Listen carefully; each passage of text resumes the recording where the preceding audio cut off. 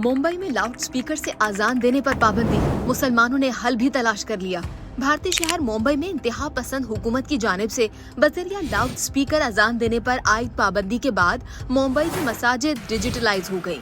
भारतीय media reports के मुताबिक मुंबई में लाउड स्पीकर के इस्तेमाल पर आयद पाबंदी के जवाब में 6 मसाजिद ने एक नई मोबाइल ऐप ऑनलाइन अजान का रुख कर लिया है ताकि नमाजियों तक बरवक्त अजान पहुंचाई जा सके। तमिलनाडु के एक फर्म ने इस ऐप को डिजाइन किया है जिस पर मुफ्त में रजिस्टर्ड मसाजिद से बराह रास्त अजान की ऑडियो को स्ट्रीम किया जाता है।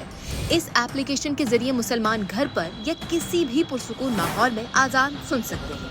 खास तौर पर रमजान के दौरान जब लाउड स्पीकर की आवाज पर पाबंदियों का सामना हो। वाज़ेह रहे कि मुंबई में मजहबी मुकामात से लाउड स्पीकर हटा दिए गए हैं। अब सिर्फ मजहबी त्योहारों के दौरान लाउड स्पीकर्स के इस्तेमाल की आर्जी इजाजत दी जाएगी। ये कार्रवाई जनवरी 2025 में मुंबई हाईकोर्ट के हुक्म पर की गई।